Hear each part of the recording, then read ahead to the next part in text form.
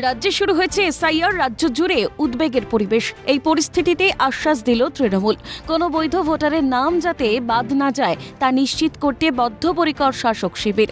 দলের তরফে জানানো হয়েছে কারো নাম ভোটার তালিকা থেকে বাদ পড়বে না এবং কাউকে আতঙ্কে থাকতে হবে না।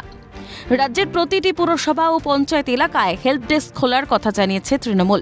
কর্মীরা সাধারণ মানুষকে সাহায্য করবেন। প্রতিটি বিধানসভায় তৈরি হবে ওয়ার রুম। দায়িত্বে থাকবেন স্থানীয় জনপ্রতিনিধিরা। ব্লক লেভেল অফিসারদেরও প্রশাসনের তরফে প্রয়োজনীয় সাহায্য করা হবে। বিধায়ক ও সাংসদরা প্রতিদিন রিপোর্ট দেবেন দলের শীর্ষ নেতৃত্বের কাছে।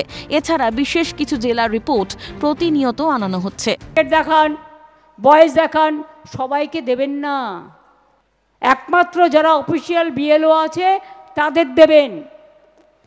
আর যদি সাধারণ মানুষ অনেক সময় ধরুন আপনার বাড়ি গেল, আপনি নেই, বা আপনার বাড়ির কোনো লোক বাইরে গেছে, হতেই পারে আপনার বাড়ির লোক আপনার যে টাইমে গেছে তার নামটা বাদ চলে যাবে। এই জন্য আমরা এলাকায় তৃণমূল থেকে হেল্প ডেস্ক করে দিচ্ছি। তাদের সাথে যোগাযোগ করুন, তারা আপনাকে সাহায্য করবে। এসআইআর শুরুর প্রথম দিন থেকেই দলের সর্বভারতীয় সাধারণ সম্পাদক অভিষেক বন্দ্যোপাধ্যায় মানুষের পাশে থাকার বার্তা দিয়েছেন। ভোটার তালিকা সংশোধন করতে গিয়ে যাতে কাউকে ভোগান্তির শিকার না হতে হয় তা নিশ্চিত করতে মাঠে সংগঠন। এসআইআরের ভীতি দূর করতে অভিষেক বন্দ্যোপাধ্যায়ের উদ্যোগে অভিনব জনসংযোগ কর্মসূচি। সোমবার ডায়মন্ড হারবারে পাড়ায় পাড়ায় শুরু হয় চায়ের চুমুকে উন্নয়নের গল্প কর্মসূচি।